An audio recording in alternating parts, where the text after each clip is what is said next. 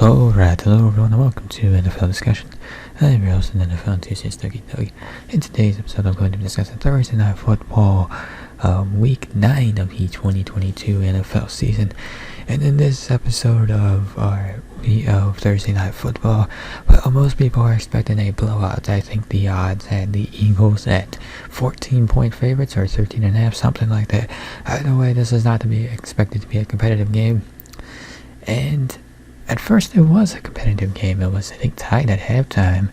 And, the Texans kept it close. They put up a good fight. But eventually, the Eagles kind of, they put the game away. They put some points on the board, and the game got away from the Texans.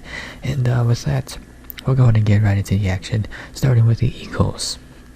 So Jalen Hurts completed 21 of 27 passes for 243 yards and 2 touchdowns, added 9 carries for 23 additional yards.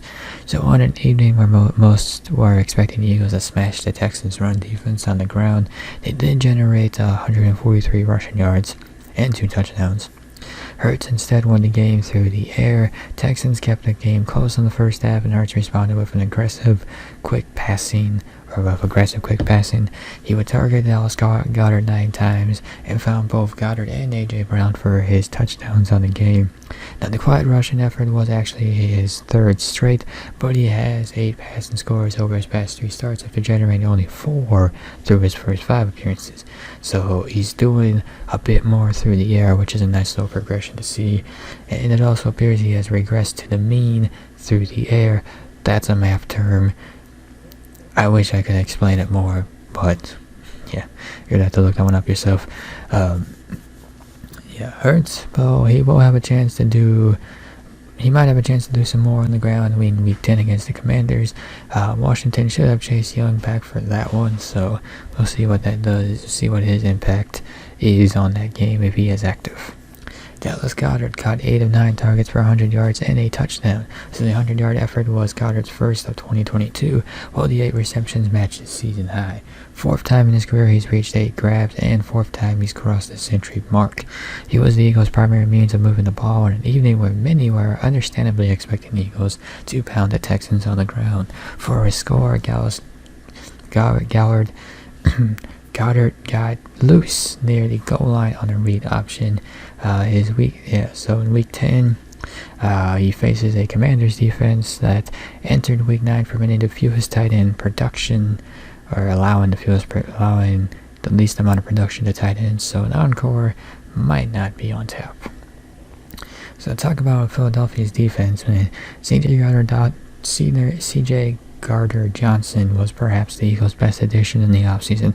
Now, it is always fair to question when a new player joins how long it might take for them to adjust to the scheme and new teammates. The answer for Gardner-Johnson was about 6 weeks. He was fine early on for the Eagles, starting and playing nearly every snap the first month of the season, but lately his value has increased significantly for the team. He now leads the NFL in interceptions with 5 following his interception on Thursday night. In his first 47 games, he had just 5 interceptions. Over the past 4 games this season, he's added 5 more.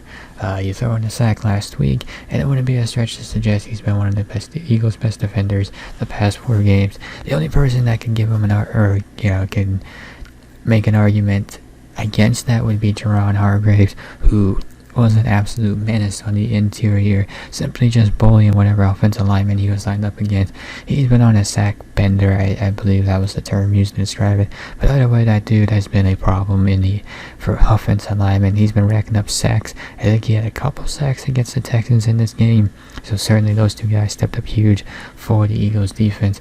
Although I will say the Eagles defense did struggle with one thing, and that was containing the run. Dameon Pierce is turning out to be a solid running back for the Texans, but ultimately I think the presence of Jordan Davis was sorely missed in this game. He's on IR, so he's not coming back anytime soon, but early on in his rookie year, Jordan Davis has also been providing value to that Eagles defense as a run stuffer, so be curious to see what adjustments the Eagles make on defense to try to stop the run without their key guy in the middle.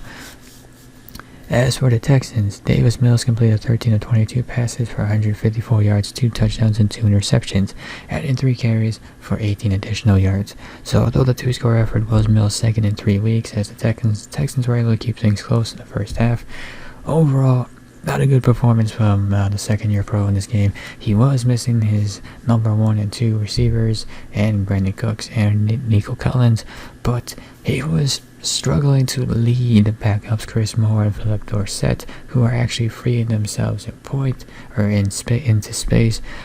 And what I mean by failing to lead them, well, take for example in the first quarter, there was a 34-yard reception to Dorsett.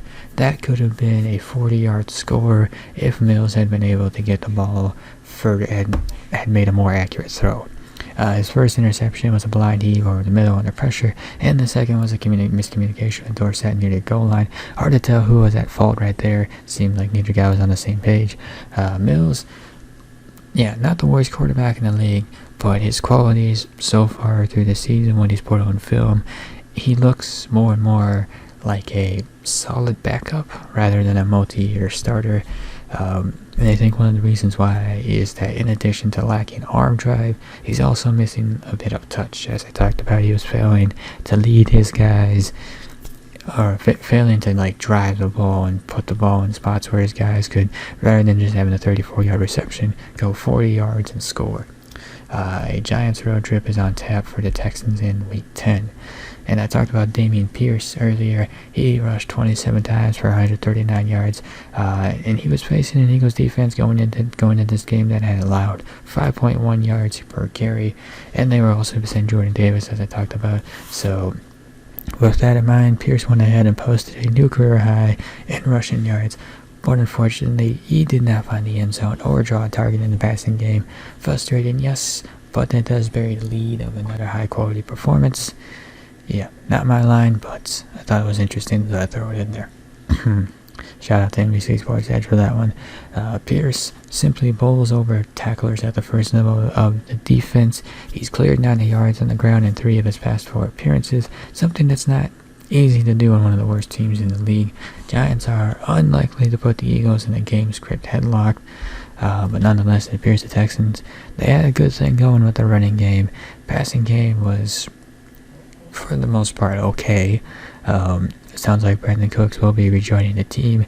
I guess there was talks of trading him, but those trade talks fell through because, well, they couldn't come to an agreement on trade composition, and also Cooks' contract kind of makes things difficult with the guarantees he has.